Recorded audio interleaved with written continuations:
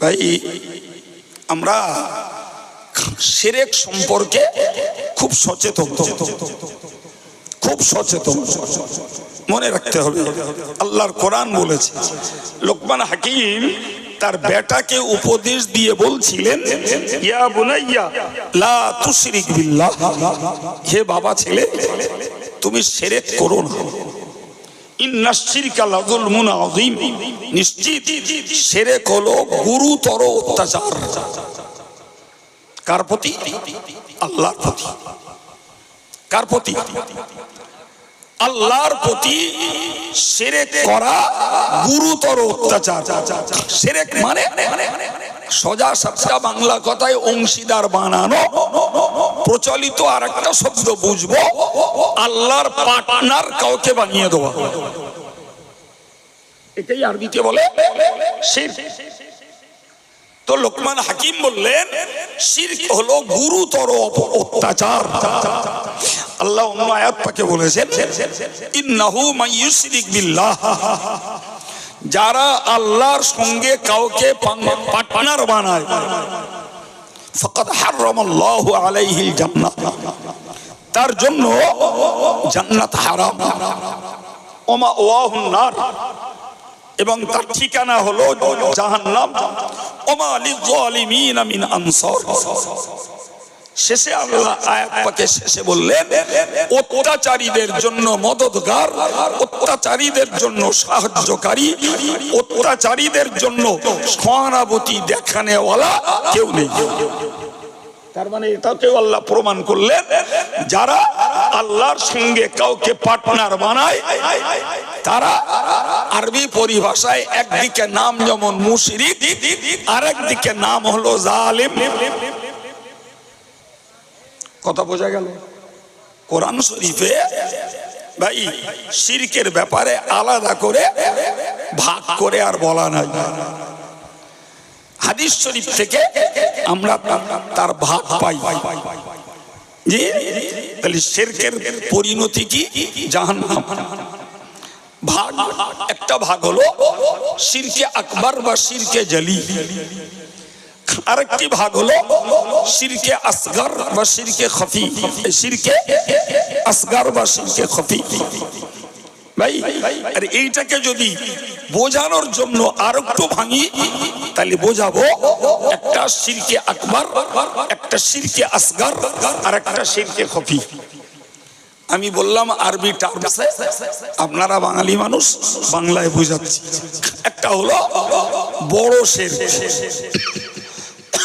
অর্থাৎ আল্লাহর সঙ্গে বড় সড় অংশীদার বানানো। এটা কি? আল্লাহ ছাড়া আর কাউকে সিজদা করা। কথা বোঝা গেল? আল্লাহ ছাড়া আর কাউকে সিজদা করা, এটাই হলো কি বলিস বাংলাটা বলেন, বড় শিরক। কথা ক্লিয়ার? তথা মনে ভাবুন, কেউ কোন দেবদেবী, কোন প্রতিমূর্তি, এদের সামনে মাথা নত করছে। কেউ গাছের কাছে, কেউ পাথরের কাছে, কেউ সূর্যের কাছে, কেউ তারকার কাছে, কেউ মেয়েলি আকৃতি বানিয়ে, এগুলো সব বড়। নাম্বার 2, আর একটা শিরক, আল্লাহ পাক যে গুণে গুণান্বিত, ওই গুণ আল্লাহ ছাড়া সৃষ্টির কারোর মধ্যে রয়েছে, এই বিশ্বাসের নাম হলো শিরক। ফর এক্সাম্পল, হায়াত দিয়েছেন আল্লাহ, মৃত্যু দেওয়ার ক্ষমতা গুণ আল্লাহর। এখন আমাকে আল্লাহ ছাড়া আর কেউ মারতে পারে, এই বিশ্বাসটাও শিরক। রুজির মালিক আল্লাহ, আমাকে রুজি আল্লাহ ছাড়া অন্য কেউ দিতে পারে, এই বিশ্বাসটাও শিরক। রোগ দেওয়ার মালিক আল্লাহ, রোগ আল্লাহই সুস্থ করেন। এখন আল্লাহ ছাড়া ডাক্তার, কবিরাজ, তদবির কারো কেউ আমার রোগ সুস্থ করে দিয়েছেন, নাউজুবিল্লাহ, এই বিশ্বাসটার নাম জোরে বলে সম্মান দেওয়ার মালিক আল্লাহ, অপমান করার মালিক আল্লাহ। এখন আল্লাহ ছাড়া কেউ আমাকে সম্মান দিতে পারে, কেউ আমাকে অপমান করতে পারে, এই জাতীয় বিশ্বাসটাও শিরক। প্রিয় ভাই আমার, আমি যদি এই কথাগুলোকে বাস্তবের সঙ্গে মিলিয়ে ব্যাখ্যা করি, তো আমরা যারা এখানে স্বীকৃতি দিচ্ছি, অর্থাৎ সায় দিচ্ছি যে এগুলো শিরক, অথচ আমাদের লাইফ হিস্ট্রিটাকে, আমাদের জীবন ইতিহাসটাকে খুললে দেখা যাবে এ জাতীয় বিশ্বাসের দোষ আমাদের মধ্যে রয়েছে। কথা বলেন। অথচ আমরা নামাজি, আমরা দাঁড়িয়ে, আমরা টুপিওয়ালা, আমরা হুজুর সাহেব। কথা বলেন। আমি উদাহরণ দিই। আচ্ছা, রুজির মালিক আল্লাহ, তাহলে রুজির মালিক আল্লাহ যদি বিশ্বাসে হয়, তাহলে আমি রোজগারের জন্য আল্লাহর নিষেধকৃত অবৈধ রাস্তা ধরতে পারি না। পারি কি?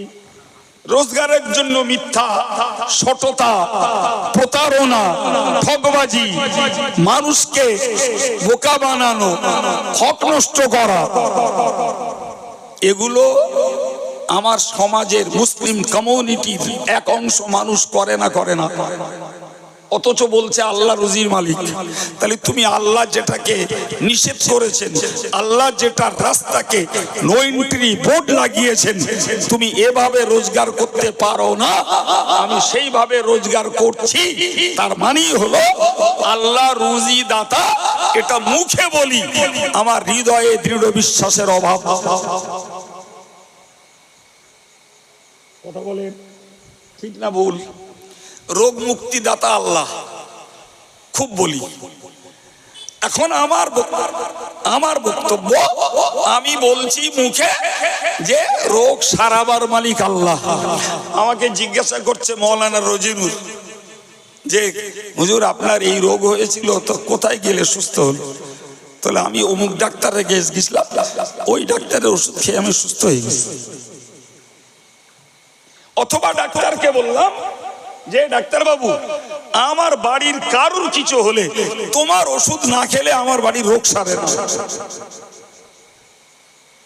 দুম করে কাউকে বললাম তোরা ছিলি বলে আমি বেঁচে গেছি, নাহলে আমার মরণ অনিবার্য ছিল। একটু মনে করে দেখুন দিন, এই জাতীয় কথাগুলো আমাদের মধ্য থেকে বেরোয় কিনা? তাহলে মুখের বক্তব্য কি, আর বাস্তবটা করছি কি? সম্মানিত ভাইরা আমার, মনে রেখে দিন, ভীষণ ভয়ঙ্কর বিষয়।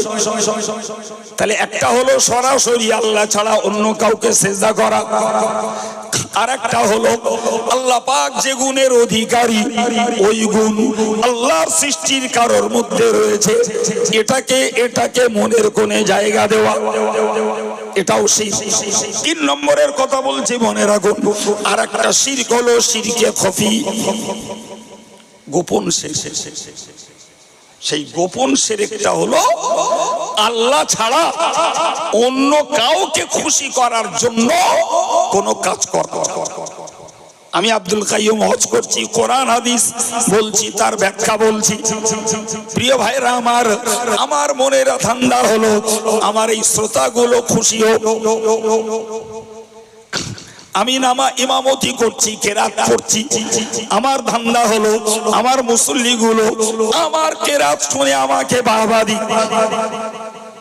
আমি দান করছি, আমার ধান্দা হলো লোকে আমাকে দাতা দানবীর বলুক। প্রিয় ভাইরা আমার, এক কথায় মনে রাখা দরকার, আল্লাহর সন্তুষ্টির বাইরে আলেমের এলেম হোক, মসজিদ চালানো হোক, মাদ্রাসা চালানো হোক, ওয়াজ করা হোক, জিকির করা হোক, তাসবিহ পড়া হোক, নামাজ পড়া হোক, যত যাই করি না কেন, যদি আল্লাহকে খুশি করা ব্যতীত আমি যদি লৌকিকতা, নাম যশ, মান বৃদ্ধি, খ্যাতি প্রভাব প্রতিপত্তির জন্য যদি কিছু করি, ওইগুলোই হলো গোপন শিরক। এই গোপন শিরক যারা করবে এদেরকে আমার আল্লাহ পাক জাহান্নামের জুব্বুল হুজুর নামক দোজখের একটা অংশে নিক্ষেপ করবে। তাহলে দু পর্যায়ে বলি, আর আমি বোঝানোর জন্য ভাগ করে তিন পর্যায়ের বলি। কোন শিরক করার কোন সুযোগ আমাদের আছে? জোরে বলেন। নাই, কোন শিরক করার সুযোগ।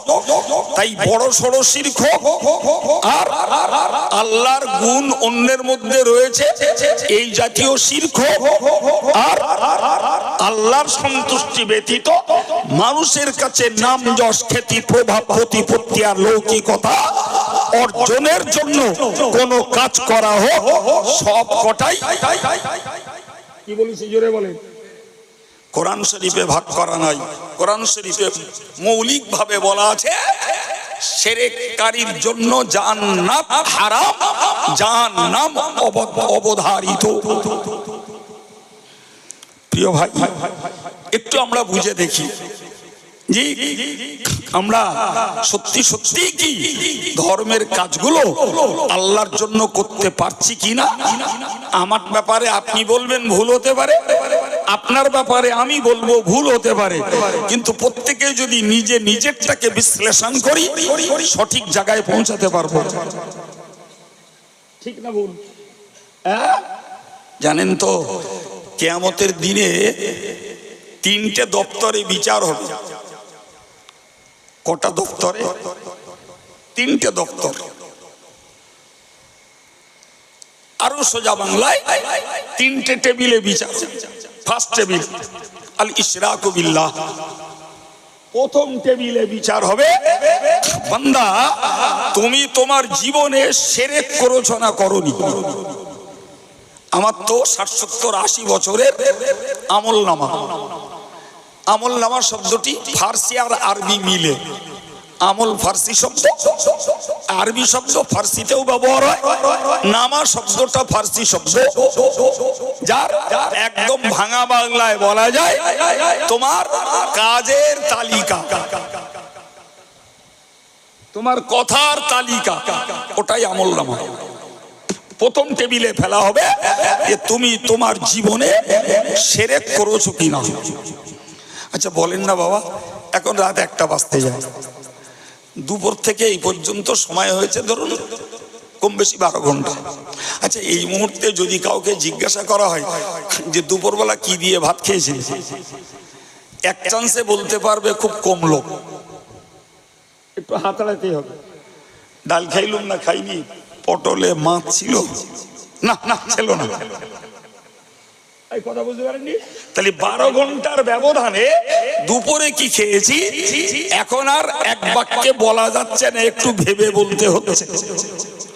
80 বছরের লাইফে কি করেছি কিয়ামতের দিনে নিশ্চিত আমার আপনার মনে থাকার কথা নয়, কিন্তু তার তো অথেন্টিক রেকর্ড তৈরি হয়ে আছে। আমার ভুল হবে, রেকর্ড তো মুছবে না। এই 80 বছরের ভিতরে 15 বছর ছেড়ে দেন আনঅ্যাডাল্ট পিরিয়ড, নাবালেগ, বাকি 65 বছর অ্যাডাল্ট পিরিয়ড, সাবালেগ জীবন। এই 65 বছরের লাইফে আমি কোনদিন শিরক করেছি কিনা ওই কাজের তথা আমলের সেই খাতাটা খুলে চেক করা হবে। চেক করে দেখা গেল যে শিরক ধরা পড়েছে। কি ধরা পড়েছে? শিরক। তাহলে শিরক যখন ধরা পড়েছে তার জন্য ওখানেই চূড়ান্ত ফয়সালা, জি গো টু হেল, তোমার ঠিকানা জাহান্নাম। কথা ক্লিয়ার হলো? 2 নম্বর, শিরক ধরা পড়িনি, এবার তাকে ছাড় দেওয়া হলো, তুমি দ্বিতীয় টেবিলে চলে যাও। দ্বিতীয় টেবিলে কিসের বিচার?